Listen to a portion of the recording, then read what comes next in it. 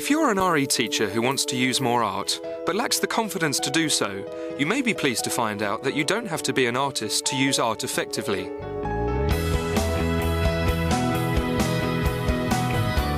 Paul Hobbs is a contemporary artist who specialises in giving teachers the confidence they need to use art to teach better RE. I think using art is a fantastic way to explore religious education. New ideas come sideways at you, and suddenly people are able to explore something very meaningful and purposeful in a surprising new way.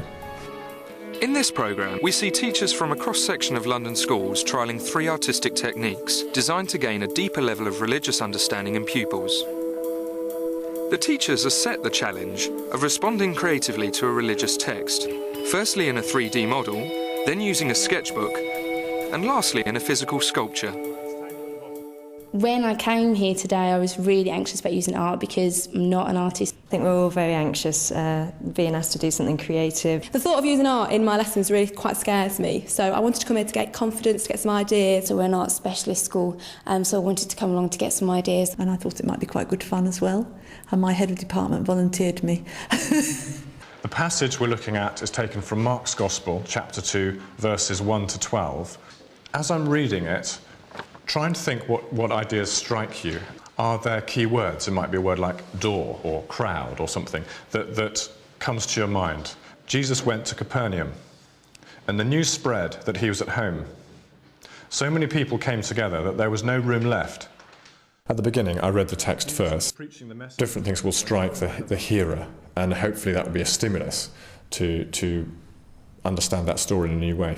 Jesus was preaching the message to them when 4 men arrived, carrying a paralysed man.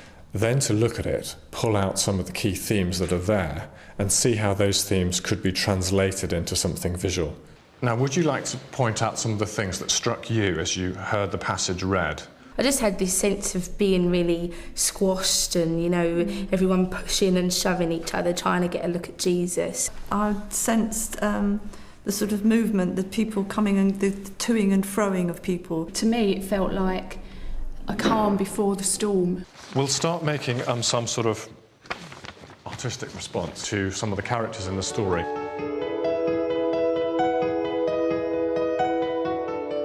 We're now going to try and build a structure, and I suggest you team up with somebody else. You're just trying to sort of think, what are the barriers? I mean, if you used a spiky sort of barrier, what might that symbolise? How might that connect? All right, off you go.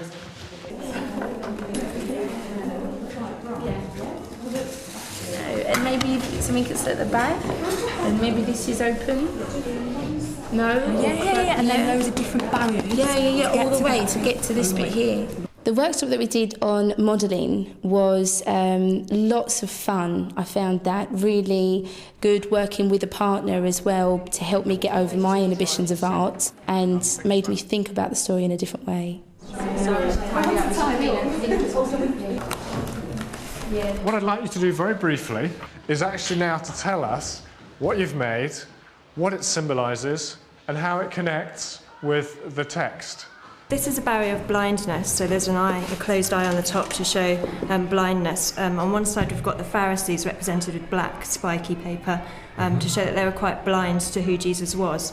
So it's kind of like the physical disability, but also kind of like the spiritual disability of not being able to see who kind of Jesus was. The modelling workshop got me thinking and understanding how the different characters were as people and how they felt. So it kind of made me look at the text in a new way that I'd never done before. I kind of empathised more with the characters. So the blackness at the front here represents the sin which the paralysed man had. The next barrier here was his physical disability, which again is dark but isn't quite as solid. And then this was his journey to get to the freedom from sin. Well, different colours, and you're out of the box. The others have worked with boxes. You've taken a very different approach, which is great. So you actually have inside we have a yellow ball. Yes. Which actually represents the sort of glow and the light. We've both used that colour to represent sort of the Jesus and his sort of the sort of light and glow of warmth that he would be giving.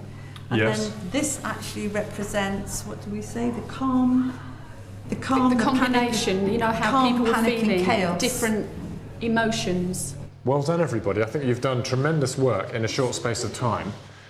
Wanted to actually step back a little bit and analyse how you felt about the process. I think they wouldn't get it to start with. I think that it'd take a long time to get them going, and we would have to give them examples. I think once they got going, then it'd be great. I think for children, if there was something that they felt that attracted them, I think they could immediately start doing things. So it's starting from their comfort zone and then challenging them with the idea to move outside of that. You know, work with the art department as well, find out what the art department are doing, and find out what, depending on what, you know, year group you're going to use this with, whereabouts they are in their knowledge of art and things as well. And the art teacher will say, well, you could do it this other way. Yeah. And they might improve on the idea that you're starting with. Yeah, definitely. So, yeah, it'd be great.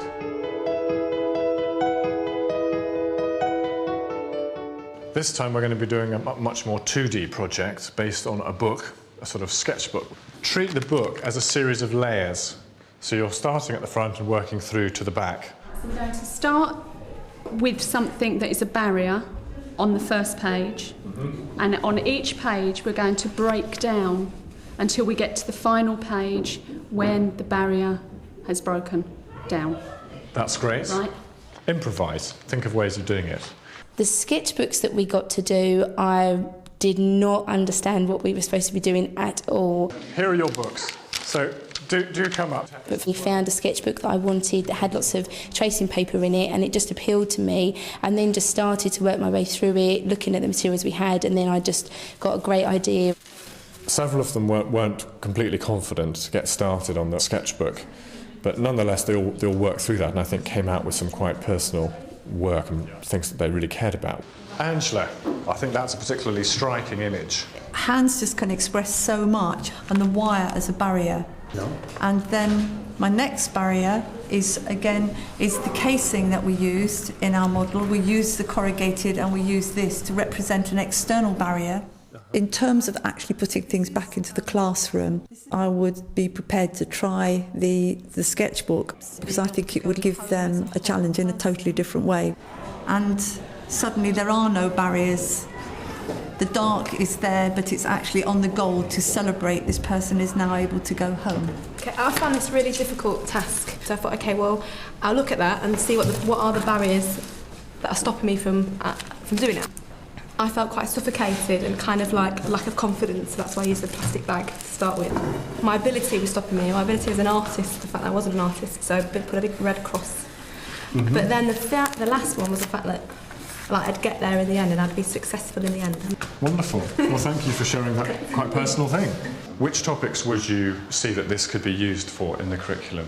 We've just started teaching Buddhism at Key Stage 4, and they find it really difficult to grasp the concept of it. So something that I was thinking is you could have, nirvana at the end, say as your end page, and then, all the barriers of how people can get to that in the modern world. So with the storybook, quite a lot of religious faiths are to do with journeys. So Muhammad and Moses, you can have their journey through it, maybe the barriers that they went through to get to their end journey. How do you imagine this in the classroom with maybe you've got 30 kids? I think I would find it quite difficult because they have to come to terms with maybe issues in their lives that they find it hard to deal with. So it's a danger and a fantastic possibility. That personal aspect needs to be handled carefully and sensitively. Maybe with year 10s, if you were exploring sort of more difficult social issues and things like that, then I think you could actually deal with it in a much more sort of deeper way. You could actually set this as a possible homework project for them to be able to choose materials and then take it away. So I think there are many ways in which you could do it. For this next section, we're going to be using furniture and some of the other materials that we've used already and some new ones to create barriers between the viewer looking at this installation or sculpture, you might call it, and something which will be right at the back of the barrier, something pressed against the wall. You could get a table like this. You could gently, I suggest, arrange it in lots of different ways. You could tie something back and forth between the chair legs. What you need is some point of objective at the back, so we'll give you a wall space. So the group on this side could use this whiteboard. The other group use this side. Go for it. Physical sculpture I was a bit more cynical about. The physically doing it was absolutely fine. But the interpretation, the actual what it represented and saying that was going to be more difficult. Any use? It's a net. The net that he came down on, maybe, that's just over in concert. Oh, right, How he came down. Or we have it that just covers just the over whole here. thing. I was pleased to see how well they found the materials gave them ideas themselves, which is always the way. If you get stuck, well, look at the materials. Okay, if I was to do the building task in the classroom, I think I'd have to really prepare for it and get some ideas on paper for them and look into the different things they could use, and maybe use bodies first and then go on to objects. What is your barrier? What are you going to do with this top part? This is kind of like the literal barrier of like the man getting from the roof down into where Jesus was, and this is kind of the chaos that was happening below with all the chairs all funny, and then we're going to have like the net that goes over us as well as like the sin, which is the barrier for us, like original sin is like trying to get to How are you going to fix that then? we were just going to throw the net over us. We were actually going to be in. Oh, you're actually going to be in it? Going to be Oh, excellent. That's great. Getting children to work together and to work with different people, it's not always something that children do very readily. The sort of activities that we were doing today would enable that to happen. You're only light. It's going to get caught in my hair. I think you would see some interesting outcomes from it and some different friendships. I'll just do Do we get a Turner Prize for this? I think so. We might. Well done, folks. You worked tremendously well. Who wants to talk about the barriers here and what they symbolise? The actual table that we're standing on is the physical barrier of when the sick man was lowered through the roof. The chairs are all kind of the chaos and all that kind of stuff that happened. The netting is like original sin, and then the white string is like our personal sin that we all kind of enwrap ourselves in. So trapped in sin of different kinds. Well, collective and personal. Yeah. Scary stuff. So you need to get out of it. Quite a different piece, a lot more sort of detail, but you're not actually in it. The bottom is the barrier of the crowd, and this bit here, this tape, is meant to be like a no entry kind of sign. These are all the barriers that you have to go to get to when you're questioning your faith. Why did you use yellow in that way? It signifies the light of Christ. Okay, so there is a way. There is a way through somewhere, which opens up. If you're prepared to battle and get through, there is light at the end.